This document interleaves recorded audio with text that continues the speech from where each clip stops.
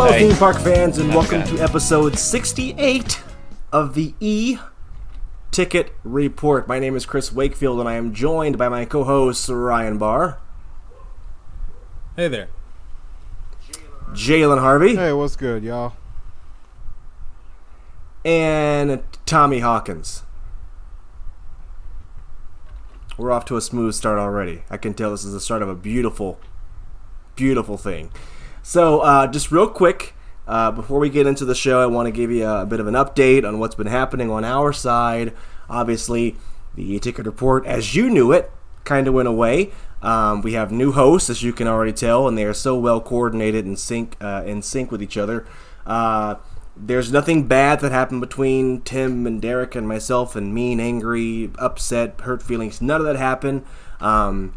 Tim and Derek are more than happy to come back on the show if they want to sit in for a show or two or whatever. The door is always open, but a lot of you said you wanted this show to continue, and this is the best way we can think of to continue this show. I wanted to bring in some diverse ideas, some opinionated people who have strong opinions and strong thoughts about theme parks and the themed entertainment community. I've been working with Ryan now for, over 10 years in broadcasting, and Tommy has a different perspective being overseas, and Jalen is the biggest Disney apologist you'll probably ever find in your life. So I think that gives us a pretty good mix of views and opinions, and you will hear some strong language, you'll hear some strong opinions, and we're not always going to agree, and we'll end up imploding like the last iteration of E-Ticket Report did too, probably. But for now, enjoy the show. Guys, I want to jump right into this like we usually do and talk about some of the latest theme park news. Just today, we got word that Disney is going to be using more inclusive language in their parks, and in particular, at the beginning of Happily Ever After, we're all used to, before every fireworks show, wishes and illuminations, ladies and gentlemen, boys and girls. Disney said today they're getting rid of that and just saying, is it theme park fans of all ages? Is that what it is, Ryan? Dreamers of all ages? Yeah, I think it's Dreamers of all ages, something like that. Yeah, it's Dreamers of all ages. Any problems with this? Of course, people are outraged, but from our side, anyone have any objections to this inclusive language? No, I just wish Disney put as much effort into other things as they do with their PR. Like, they put a lot. They landed that perfectly, pretty much. I guess that's just easier to do. Hell, you could just say something or get some guy in the room to kind of just say, hey, what works the best for this? And they kind of already tested this out over in Tokyo, but honestly, who the hell cares, son? Like, we're here for the show. Who the hell cares? Like, A lot of people care. If you go on the boards and go on Twitter, people are outraged because they will not be addressed. They still gonna go. They still gonna go. We all know they're gonna go. The same people who've been complaining about Epcot for 30 years were just there last weekend. They still gonna go. Tommy, this is the latest in what we see of people will say Disney is being woke. This is the wokeness of Disney. It just starting with the redhead and things from years and years back. What's your thought on that? Well, Tommy left, but I'll go ahead and say that. Well, Ryan, I you just too. can't wait Ryan, for as a straight white guy, how offended are you? I'm just gonna say, I can't wait for the marginalized insomniacs to come out and be offended because they can't dream. So, they're not included. That was a low grade Muppet joke, but I'm gonna give you points for cleverness. Jim Henson would have loved that joke. I've got to admit, because Disney could have kept this the way it was, and no one would have said boo, probably. I mean, they really kind of went out on a limb with this, and they knew they'd get some criticism for it, but they really took a stand here and said, no, apparently the new key is inclusion, and they're kind of committing to it on this end, at least. See, that's it makes a lot of sense why they did what they did. If it was me, I just wouldn't have said it out loud, because nobody really would have cared. I agree. Nobody would have cared. Yeah, no one would have noticed. Hell, I think the only one that I ever noticed, the real countdown to anything, is probably when it's Epcot Forever. But Magic Kingdom, especially if you're like in the middle of the hub, it's already like tightly packed full of people for the show, and everybody's murmuring and talking. You can't really hear it. So I honestly don't think anybody would have cared if I feel like they just wanted to get props. So that's why they said it. Or WWNT, when that happened, they probably would have said something about it. But Disney themselves didn't really need to say anything about it. It could have just been fine. That would have been my take also. I would have just said, you know what, just don't even mention it and people won't even notice and go on about your day. But again, to reiterate, because a lot of the theme park community online are cis straight white males, and they do get upset by these things, and I just go back to the rule of thumb that if saying something upsets someone and makes them feel bad or doesn't make them feel included, and it costs you nothing to change that and to change the way you speak, you should probably just not be a jerk and do it. Yeah. For the most part. Yeah. If people don't want to be referred to by those, terms, that's fine. I know growing up, I was to call people Mr. or Mrs. or somebody, even now, would say that you can address me as this or as that. And I'm like, yeah, I'm going to honor that because that's how they want to be seen. I don't want somebody, calling me out of my name. Like, that's just basic human respect. If that makes your day just a little bit better and it costs me nothing to do, I'm all for it, man. I'm all for it. And if your objection is like, oh, well, why should I do that? It's like, well, okay, I'm just going to call you Mr. Asshole. Like, that's that's just how it is, baby. Yeah, there's no law against it. Well, no, but there's kind of the human law of just being a decent person, kind of, I think. So, I think we'll see more of this from Disney, but I agree. If it were me, I would have just not said anything about it and just went on about my day, but I don't run a massive media company, so the next thing I want to talk about are I feel like this is never going to go away. The argument or the discussion of boarding groups, and recently we saw the opening of Avengers Campus in DCA, and it was a huge schmoz of people upset, naturally or rightfully, about them adding boarding groups to Ryan, what some people think is a C or D ticket level attraction. Yes. So, web shooters, and didn't they have boarding groups for Smuggler's Run when that opened? Which is also a CED ticket attraction, but regardless, this is I don't know. It's a ride system that's already in place elsewhere in the park. Basically, just slightly different, more screens, better technology, I guess. I don't. The only problem I have about this ride is the story. Pretty lame. There's no Spider-Man villains anywhere to be seen. There's only mentions of Tony Stark, of course.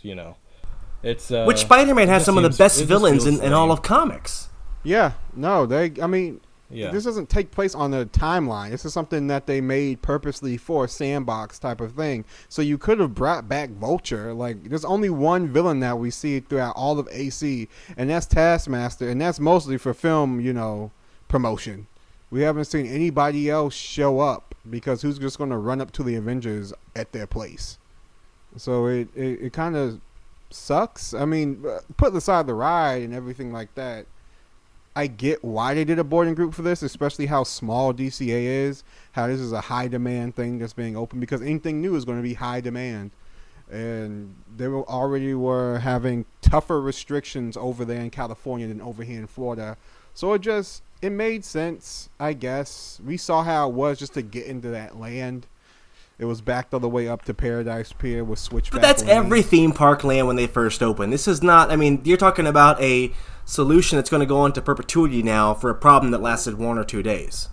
Well, let's hope. I was there when the new Tower of Terror opened for Guardians of the Galaxy. It was crazy for a day or two and then died back down. Are they going to get rid of, are they still under those restrictions? Because if not, then yeah, rip it away. I'm 100%. It's not like it's Rise of Resistance where, it's something that is actually high demand. I think most of the time when people get off of that thing, at least with web slingers, they're like, oh, that was cute, and they move on. I don't think many people go back and rewrite it Well- over and over and over again. Part of the argument is that, and Rise is an amazing theme park experience, but part of the argument is that the demand for that is artificially high because Disney has placed this restriction on it. People are going, oh, now I gotta ride this. Where usually, if it was a standby queue, people would just go, we can take it or leave that. A small percentage would, which would, reduce some of that demand on the ride. No, that's true. I'll give you that. I mean, hell, I'll be honest with you. I think they could have got away with that in Disneyland. I think over here, the biggest problem that we have is that it's built to Disneyland. Like, all of Batuu is built to Disneyland capacity. We don't see, what is it? FOP, Flight of Passage. Flight of Passage can hold a massive amount of people in their queue. Like, you can hold like a 2-3 hour wait before the thing even spills all the way out to the front. Like, I haven't seen that happen with FOP. Navi River Journey, sure, because that has a really small queue. But FOP, they knew that they're like, hey, we're building this to Walt Disney World size, and we're going to have tons of people flock to this thing. Let's build it to this, size. They just copy and pasted Batuu over here. Well, now the worry going forward is that our boarding groups, because they are profitable for Disney in theory because they get you out of line and put you in a gift shop or put you in a restaurant, the worry is this the new model going forward for every new ride? For Tron when it opens in 10 years, for the Guardians of the Galaxy coaster, for something as small as Ratatouille when that opens up in October. Well, you need a boarding group now for almost every e-ticket level attraction opening up in Disney World going forward. And the stress that goes along with trying to book a boarding group. Maybe. I say that for Ratatouille, probably. I don't know about Guardians. Guardians has a huge show building. I mean, the old Energy building is going to be the queue for that attraction. Like, all of the ride is in that big-ass ice cube in the back. In the box, so, right. like, you got like that. Like, Energy was already a huge building. Like, Energy was a huge building. It was a massive building. So it makes sense that thing can hold a lot more than, say, I don't think Ratatouille does not look like it has a huge queue. It really does not look like it's going to have a huge queue. Tron, I don't know. I really don't know. If we look at lines like what we have over in Shanghai, those lines get pretty long and that spills out into that courtyard. But we don't have that courtyard. At least I don't think we're going to have that courtyard. But what's wrong with just having a long line every once in a while? Yeah, do it. That's okay.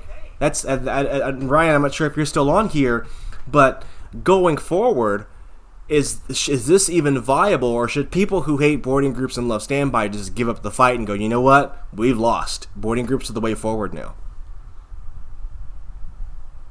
Ryan, you got something? He's on mute. Again, first show jitters for Ryan and Tommy. Hey! All Black Disney podcast.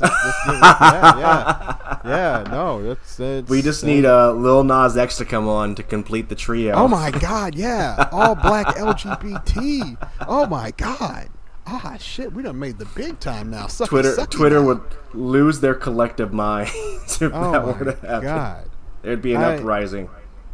I don't know about. See, for Ratatouille, I don't know if you've been back there and you've seen like back there. That thing is like a really small area, and you also have the creperie opening up too.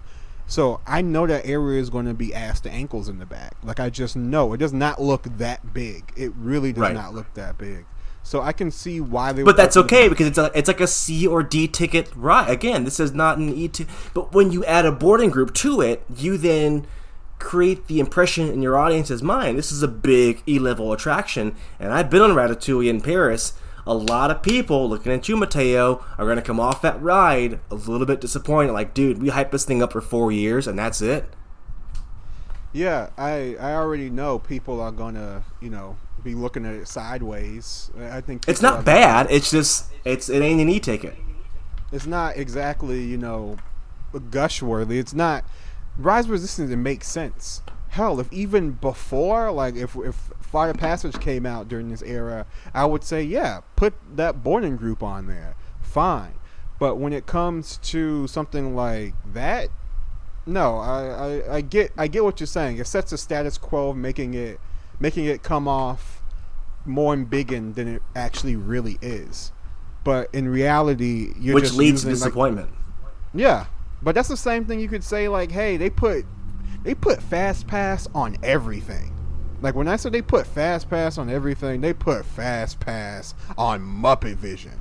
They put Right. Fast Pass on the spinning teacups. They put they put that on everything. Like, and that's just, I think it's just another more advanced version of crowd control for Disney. Except this time, it doesn't even have the benefit of coming off like, okay, this is something that could be convenient to somebody using it. No, it's a headache to use. I'll admit that. It's a headache for it to use. Like, it's like you had that one dude tweeting out like, you need to know the cell towers and be in their direct position and have the right, like you're fucking SEAL Team 6. Like, no, son, it's a theme park. If I go to, like, Hagrid's isn't like that. Hagrid's isn't like that. It's not even as in depth as a freaking, what's it called? It's not even as in depth as Fast Pass. You can just say I have 4 people with me, select the time that they have. I don't have to have everybody linked up to a system. I don't have to have any of that. I can just say I have 4 people coming in with me. I got my QR code. I can send it to other people in the group, so if they show up late and they want to get in line and I can come in line to follow them later, then yeah, it's a lot easier. But with boarding groups, it just seems like you gotta be in the right time at the right moment, and like it's almost like it's high noon. You gotta be quick with the draw. Yeah. Son, it's a theme Well, park ride. Here's the thing. Disney wants to make it fair. I mean, Universal wants to make it fair too, but Disney does a way better job at making it fair. There's so many ways people, like, especially annual pass holders over at Universal, they just try to finagle every system and try to squeeze every dime. I don't You know. can't finagle just one Yes, they standby should, queue. but- You can't finagle that. Yeah, it's just crazy. When I was working at Hagrid's, how many people just, man, it's just a ride. It really is. You know, It's not that serious. It's really not that serious. I don't know who that guy was talking about on Twitter. Like, you gotta have everything synced up for a ride. Like, it's not like, yo, I'm trying to look for hurricane updates because a hurricane's going on, Right. or like something like a natural disaster's going on. Motherfucker, I'm just trying to have a good day with my kids. It's the 1 week a year I'm off. We only got 1 day at this park. I don't drop all this money. I just want to get on this ride that everybody keeps jerking off to. Like, And that's something we've discussed on this show before and will continue to, that it's becoming more and more difficult for the average family of 4 to, 1, pay for this Disney vacation, and 2, plan for the Disney vacation. One thing that's making that a little bit easier or more difficult, depending on how you look at it, is it was just came out today that if you are staying at a Disney Deluxe resort or a villa, you will now, starting on October 1st, get early admission to every park every day. So before we had extra magic hours with one park each day. Now apparently it's going to be every park every day will open up 1 hour early for visitors of those, or people who are staying in those deluxe resorts. So a lot of us took advantage of no EMH by rope dropping the parks and having to worry about an advanced crowd from the resorts being there. What will this do to traffic patterns in the morning? Ooh, that's a good question. So from what I read, I thought it was, if you're staying at a Disney resort, you can come in early, but if you want to come in early and also stay later, you have to be staying at a deluxe resort. Right.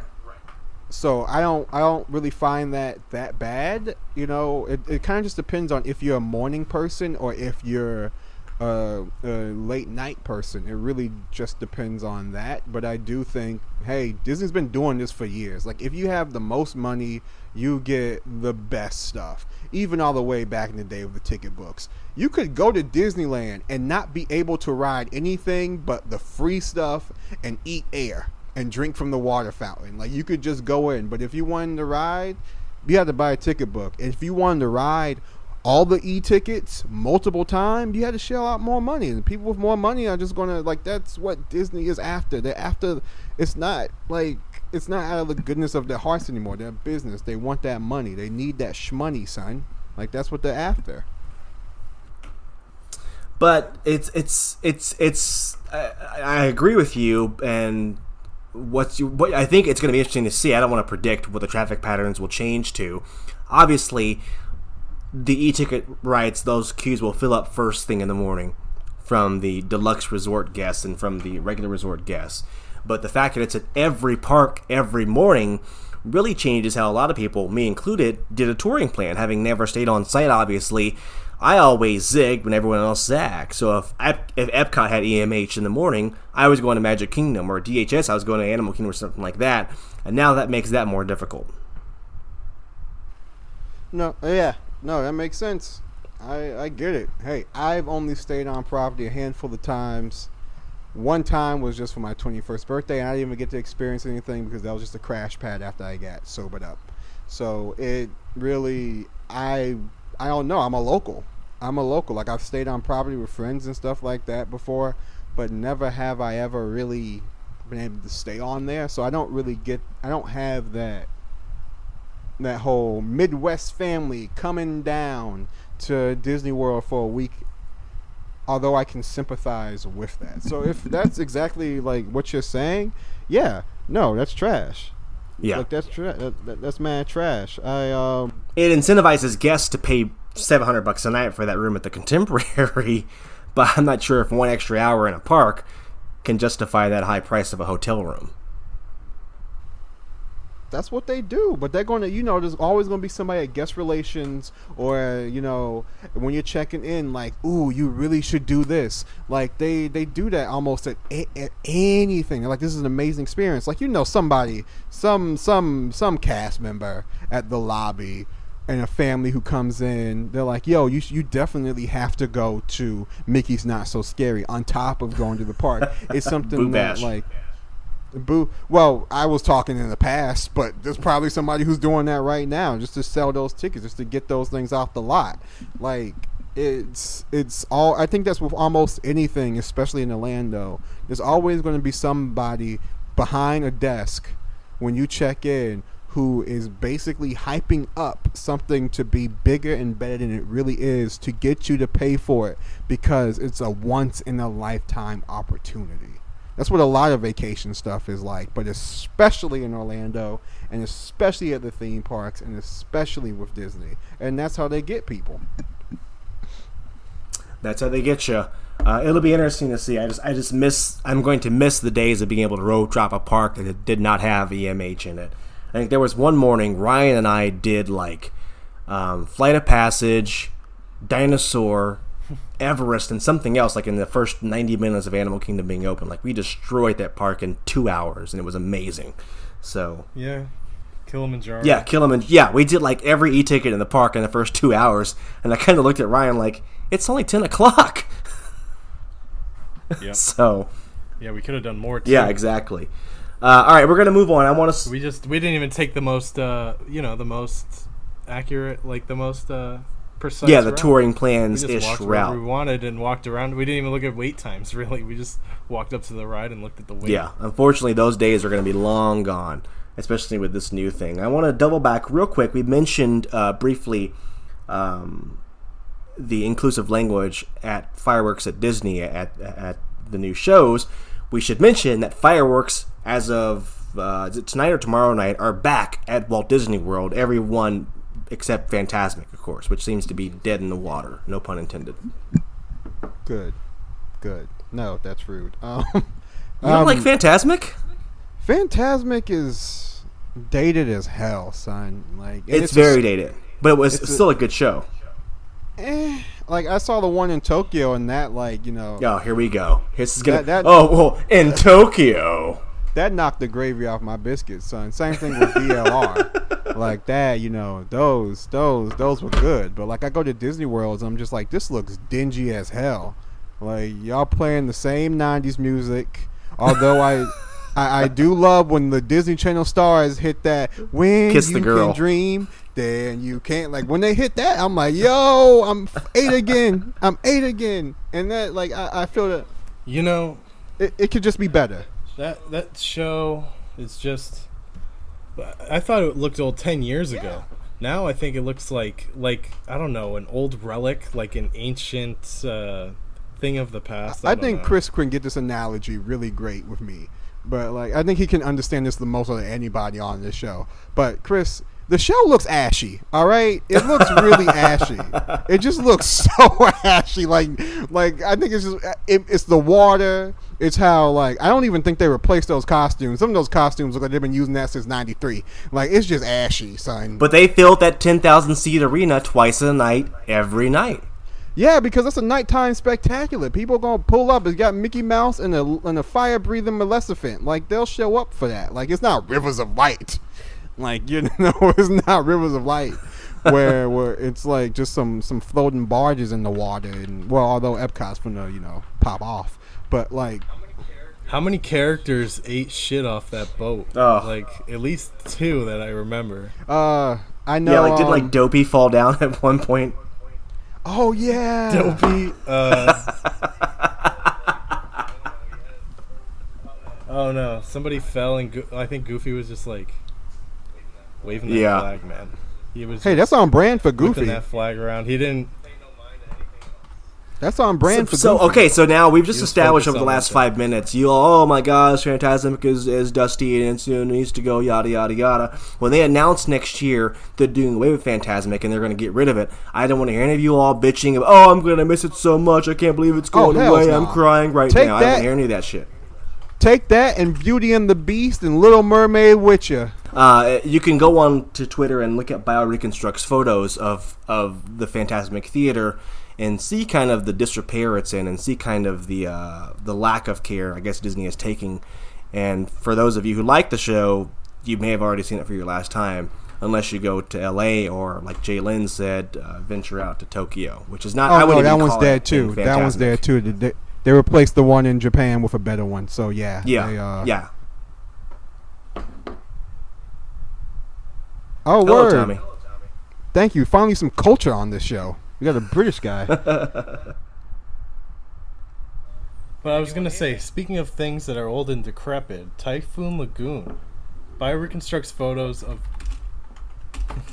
BioReconstruct's photos of Typhoon are super sad. Like it looks like one of the slides Yeah. was like fell off a cliff and they have to, restructure that. And then the lazy river is like dark green. Yeah, I think the And, algae has taken over. Yeah. And it doesn't look like anything else has been run since the pandemic, which is a great sign, And the wave pool looks terrible. That park probably won't open till next spring. Yeah, well, between that and Blizzard Beach, did you have a favorite between the two? I like Typhoon way better. That's why I'm so sad about it. Yeah, they had the better wave pool. I don't do water parks. Yeah, I really don't. But Typhoon Lagoon, from like an aesthetic purpose, I do like that.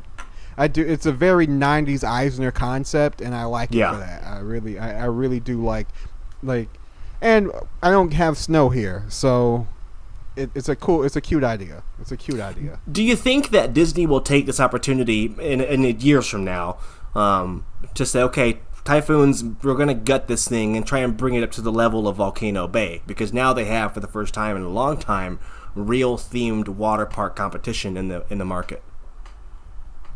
I can't see him spending any Hopefully. money anytime soon on anything. On nothing. Dang, son. No, I mean- dang, son. I just mean like they've got a park. They've got 2 water parks. They've got their people that come to their water parks. It's not a massive chunk of like it's not like they've got 50,000 people going to Blizzard Beach every single day, is it? Let's face it.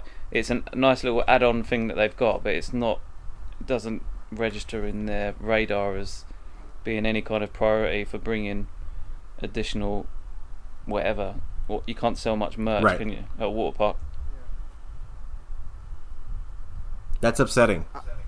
I don't think they are, because people still go and they don't really feel a need to yet. Hell, it's not like it's in a river country situation where like it's deteriorating and also the water that you're using is toxic to the people. with Blizzard Beach, and it's weird. It's just weird because I can see why Eisner did it back in the day, because the only thing that was there was like, I think Cypress Gardens had a water park in Winter Haven, or Winter Garden, and then you had Wet and Wild. So obviously, but that's the thing. You're hitting the nail on the head with that, because it's just like Eisner's like, they've got one, I want one. They've got a movie themed theme park, I want one. They've got this. Yeah, he went to Busch Gardens and said, "Oh my God, we need Animal Kingdom." Hey, but better. At least at least with those, and also at least the Imagineers got in there and were like, we actually do have some really cool concepts for these parks. I think the whole reason why I don't really mess with water parks like that is that they're small and like I can get done with them in 2 hours. If Blizzard Beach and Typhoon Lagoon were all together in like one park with like 2 other like water park themed lands, I think that would be amazing. Like Disney should really make a water park that's a full day water park that has multiple different lands and kind of outdo Volcano Bay. Hell, you could do a Disney Sea based land and it's just a water park over here if you really wanted to. Right. Yeah, you very well could, but again, I think the issue is, would Disney spend that money or spend those resources? Hell nah, not right now. Hell nah. They didn't do it. Did they fix? This is where Disney we get Quest? into the whole discussion with people going, "Oh, they left it running for a long time." Man, they let that thing run until the wheels fell off. Hell, they do that with so many things. Oh, but Disney Quest was definitely a bad one. With something that had a direct flow of revenue, how do they let it just? I think the issue is that people were coming out of that and giving really low guest satisfaction scores. So yeah, they were coming in, but they were leaving with a bad taste in their mouths. They never updated. Because it was $45 to get into the thing. When I went, like me, Gary Hall, and Scoodles, we went in the last week that it was open, and it was $20, and they were saying, we've never been here before, but for $20 this place seems alright. Like, it's just a giant Dave and Buster's with a little bit of a Disney flair. Like, as long as you got beer and good food, running, and you got these really cool games. But I mean, like, those last few weeks, it was pretty, it wasn't busy. There were nights when people were paying top price to get in, and it was super packed in there. And super hot as hell. Like, it just 4 floors.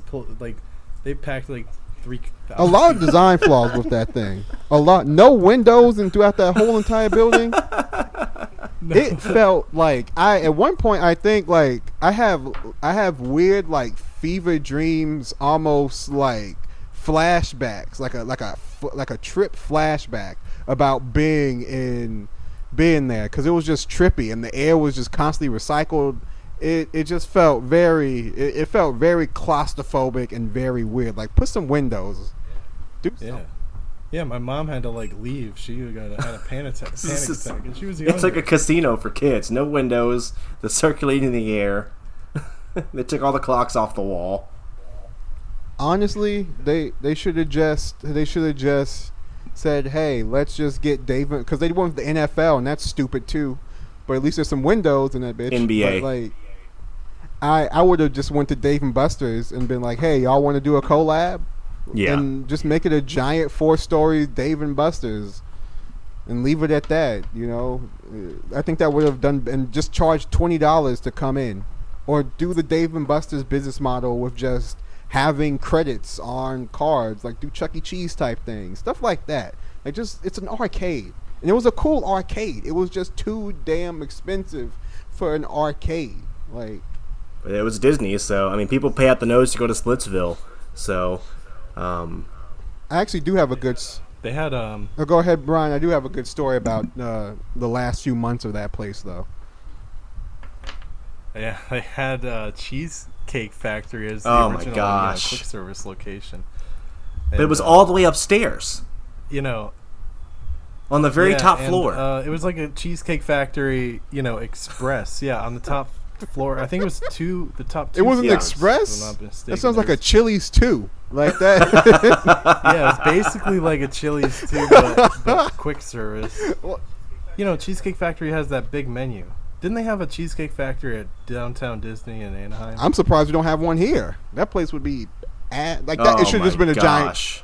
What do That they would have sell? been way more profitable. Yeah, I'm surprised we a missed giant that. cheesecake factory, a 4-story cheesecake factory, son. That'd be a shit show. Do they Oh, that literally would- just? The Times Square Cheesecake Factory. Do they literally just sell cheesecake? Like, Oh, have you never been Educate to a me. cheesecake factory, Oh, Tommy? he's never been to one. They sell everything, Tommy. Oh, Tommy, we going to menu is cheesecake like 30 factory. pages They long. give you, Everything. they give you a trapper keeper full of options. It's ridiculous. I've never met a place where I can get beef stroganoff and an omelet at the same damn place. Like it's ridiculous. Like you could get Kong pound chicken with probably bangers and mash. I'm Chicken pretty fried sure- steak. Chicken, like you could have everything. Like Cheesecake Factory was like, Literally yo, I'm sounds like coming my for idea of everybody's health. head, son. Like, But it's it really most has the best American cheesecake in the concept. world. Oh, their cheesecake slaps, man. It's so good. Ironically, will slap the taste out your mouth. Like it is. It's really. But that's a good point. I'm surprised there isn't anything like that in downtown Disney. I know that the Landry's has a pretty big grip on those. Not Landry's, but the Robert Earl chain has a pretty big grip on those bigger stores down there, like T-Rex and Rainforest Cafe. So Even though Rainforest Cafe is Well, trash. those are Landry's. Oh, go ahead, Like- Brian. Sorry. Sorry, though, those are Landry's, right? Those are operating. I forget because Robert Earl had a T-Rex and falling Rainforest. out with the owners, other owners, something like that. It's a big long story. That I I'm think sure. so. I mean, Yeah. hell, it's so weird. It's weird because T-Rex, like Rainforest Cafe, was ashy in 2004, but T-Rex is starting to get there too. It's that whole marketplace could use a whole entire revamp. They of, just redid the some whole good thing like 4 restaurants. years ago. Did they? No, I mean like some new restaurants in there because some of those Okay. restaurants have been there like forever. Like the only thing I think technically is new there is Emirates and a couple of like the crepes, BB Wolf's, and one other thing that I forgot. The poutine place. Like I think that's Well, the you know only me. new, As long as you don't touch Earl's sandwich, I will be totally fine. You can do whatever you want. Leave my Earl's sandwich and my holiday sandwich alone. There's one more thing I want to talk about before we go, and what's that? No, we're past it. We were way off track. I was gonna see if we had time for a story about me working for the Landry's company on Disney property. maybe we can Save that. I mean, one. I had save I had that my, for another day. All right. I had my. But I Disney want to Quest talk about story, but yeah. Boo Bash because this was a kind of a dead Oh, topic yeah. a while ago, but that we keep seeing dates reappear for nights that are quote unquote sold out. We could see ourselves in a situation where people are paying upwards of $200 to go to a very crowded theme park for a special night that is not really that special, right? Yeah, no, they'll do that in a heartbeat. Yeah, it's weird too because they just said they're not going to have any special fireworks either for Boo Bash. Right, and the thing is that these dates and prices and details came out. Twitter, the royal we, roundly criticized this and said, "Oh my gosh, this is so stupid, so much money, and it's sold out, and it's still selling out, and they're adding more capacity to this event." That's just how. Yeah, so I'm dying to know what sold out means. Like, Right. you know, post-COVID, what is this? So back in like August of 2019, I bought a ticket to Mickey's Not So Scary. That night it was sold out apparently. Well, after like 10 o'clock, everything was basically a walk-on. I hope people get their money's worth out of this event. I would definitely pay for something like this as long as I had that same experience like back then, not with, you know, obviously minus the parade, and I don't even care that much about that. Just let me on the rides without waiting. So you're willing to pay how much money for 3 hours of having rides be a walk-on at Magic Kingdom? Well, Are you gonna here's buy the thing, bucket? Chris. It's not just 3 hours. You get into the event. At I think they let you Right, in but at the rides won't be a 7, walk-on the at park closes 7. at 9. So how much are you willing to pay for one night, 3 hours of the rides at Magic Kingdom being a walk-on? What's that price tag for you? Depends, dude. What kind of Oh, crowds gosh, are you talking? Ryan. Get out of here. Get out Like of your here. standard Mickey, not so scary. I'm not getting screwed. Okay, I'll pay $200 if there's like, Magic Kingdom's big. I'd say To ride a bunch of rides, you've already ridden 1,000 Hold times on, before. hold on, Chris. He said he wasn't gonna get screwed, and yet he just handed these guys the lube. He handed the guys the lube, a pack of mags, because you know he's about to get shafted. And you've is- ridden these rides before, Ryan. They haven't changed. yeah, I'm all over the place. But listen, that's just the best way to experience. Oh, my it God. in my, I Oh, will my say- God. I me. will say if it's like, because I don't like going Magic Kingdom's. I won't go to Magic Kingdom otherwise. Okay, listen, Magic Kingdom, I hate getting there. I hate everything about it. But if I can go there at night and ride the rides with very few people around, that's I feel ultimate. that. No, Magic Kingdom's my least favorite because of all of the people. Like, I don't even mind getting to it because I get from like a design point of what they were trying to do, but from like just all of the damn people, and it's just miserable being it, especially in the summertime. Like, I won't even bother to touch MK during the summer time. I agree with that, but am I going to pay 200 150 for a whole entire another experience? It depends. If you're coming down here and it's like your one yearly thing, because I know that's what some people do here. Like, there's some people who only come down for food and wine season. There's only people who come down for Mickey's Not So Scary because they want to take advantage of that time. I get that. But if you're a local and you're coming to this, you're a duck. Like, it's ridiculous. Yeah, that's. I mean, for me, it'd be about, for a family with my family of 3. I pay $30 or $40 for the night for 3 hours, maybe 50, maybe, because we've written everything before. Nothing's changed. Okay, here's this. This is gonna come in hot. Okay, this is comparable to paying an upgrade for Hornets, getting an express pass for Hornets. It's about the No, because Horror Nights gives you new shit. Yes. You get 10 new houses every year. You get new houses plus a bunch of new. Mickey's Not So Scary is the same thing with the same dusty behind fireworks, the same dusty parade with those dudes shoveling and causing sparks along the ground you can do in your backyard. Son, it's the same thing we done had for years. At least. Yeah, but I'm saying if you're coming in, from out of town, you see this ticket for Disney Halloween party. You see this ticket for Universal. You know Universal isn't taking reservations. You know Horror Nights has been just juiced in the past with people and doesn't look like they're going to stop anyone from coming this year. I think, yeah. I've done Halloween Horror I Nights think with people are looking at it like that.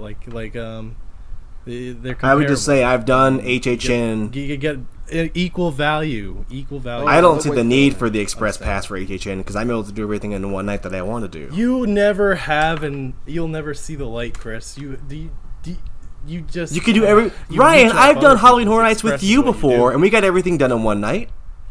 Hell, at one point, I mean, how much more? Yes, that was like 2015, 2016. That wasn't that long ago. That was chance, bro. That was chance. Listen, if you research the cell towers and do your homework before, do your research. If you do your research and do your touring plan, you can do it all in one night without an express pass. Man, that's ridiculous. Depends when you go. If you're going on a Saturday night, dude, it's all. Then you bets didn't do are your off. research. It's wherever You gotta can do go. your research, Ryan. Oh, of course. Yeah. Okay. All right. Yeah, but if you're going on certain days, like you gotta obviously plan out when the crowds aren't going to be there. But I'm thinking this year it's going to be packed to the gills all season. I think it will. Yeah, I think it definitely will because people are starved.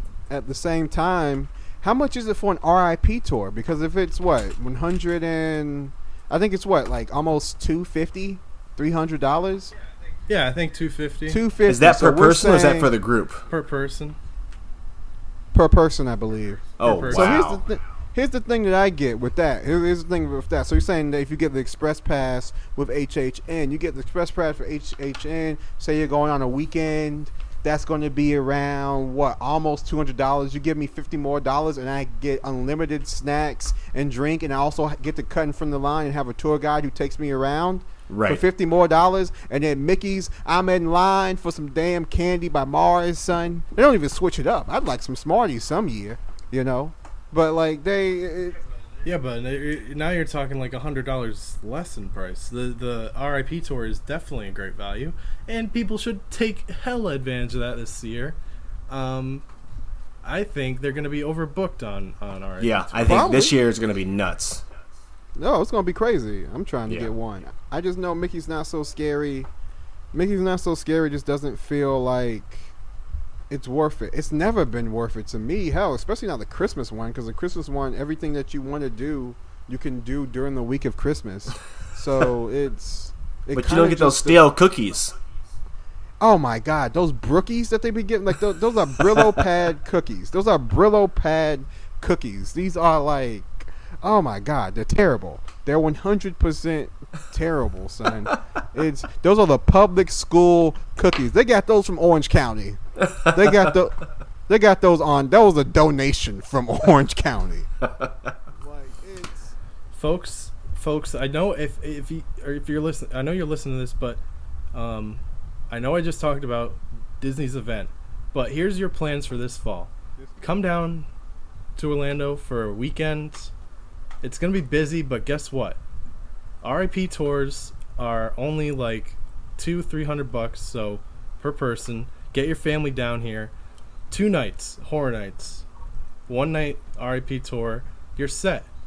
You get to see it all. Well, actually, I remember, we were actually discussing this, I think, another time when we were all together about what would be, because I know some of us don't even like Halloween Horror Nights like that, so Disney has a monopoly on it, at this point, because we really did have SeaWorld, and SeaWorld got the Muppets in on it with the Sesame Street.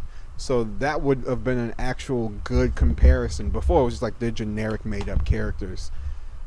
But now they dropped out of that, and now they're doing Hollow Scream Orlando because they see that there's more money in that. And now Disney has a complete monopoly. The only other thing that stands in the way are local, Orlando Halloween kid events or Brick or Treat down in Winter Garden. And I know nobody's going to Brick or Treat.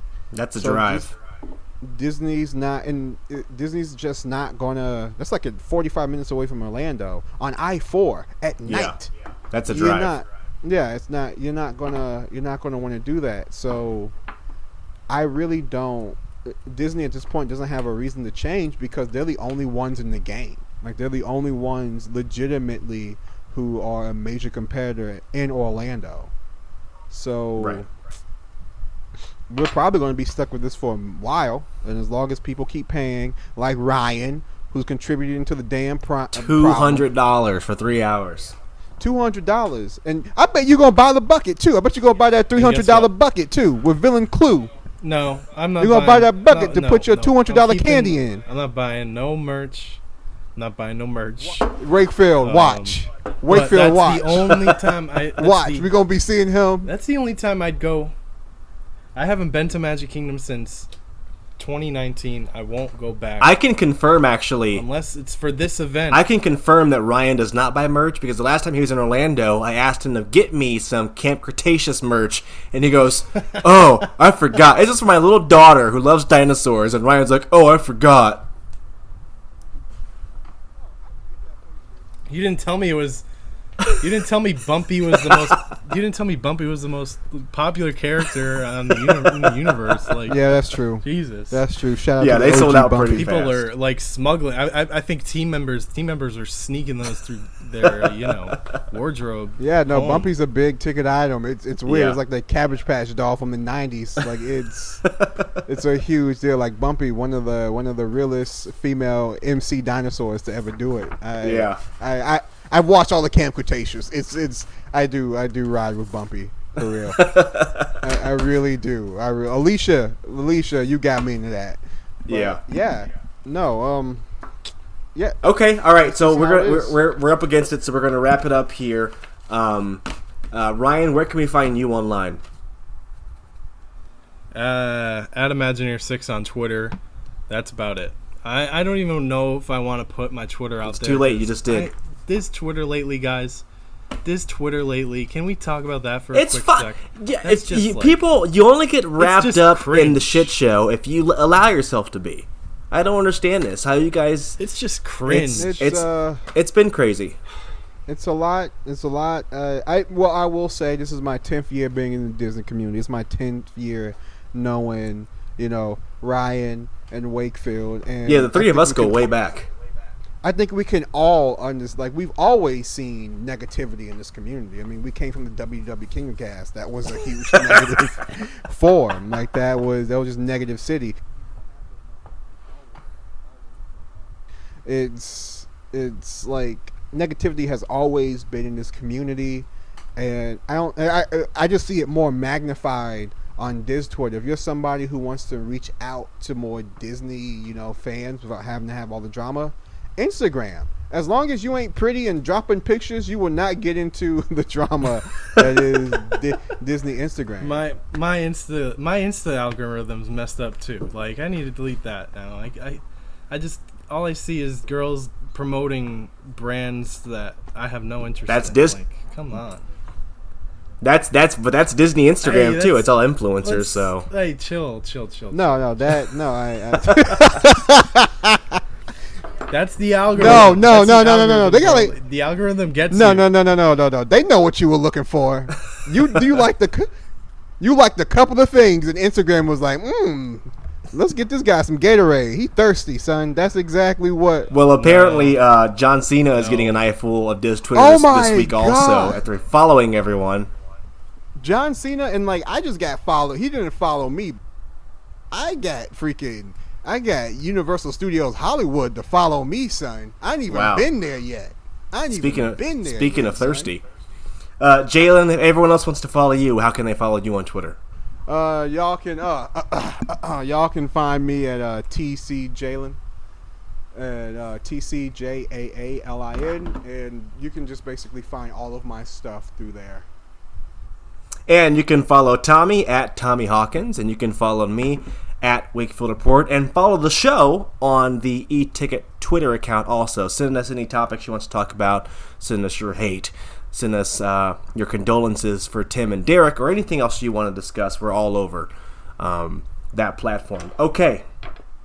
What's that? A piano drop on poor Derek. A piano dropped on his head. They just disappeared one day. It's weird. Anything else you want? Anything else for this week's show? No. Was there anything else before we completely sign off? Was there anything that we didn't touch on in the show notes? I think we're good. I think we kept it light and kept it tight. This might end up being. What do you say? This ends up being another. Oh my! Show. We are not even going to get into that with what happened last time. We did forget one thing, and Tommy brought this to our attention. I think it was one of the CEOs or one of the head people at Universal was talking about Epic Universe and Universal and being really transparent about that. Yeah, and those plans will change over time, obviously, but it seems like they're really serious about that, and we'll let those plans flesh out a little bit more and talk about it on the next show. But I love the idea of Tommy being introduced on this show and just disappearing forever after this, and just being like this lost character, like the second daughter in Carousel of Progress, who just disappeared. Or like Judy Winslow from freaking Family Matters, who just completely didn't show up the next season. Where's Tommy? Where'd he go? All right, that's all we have for this week's show. We will see you all next time.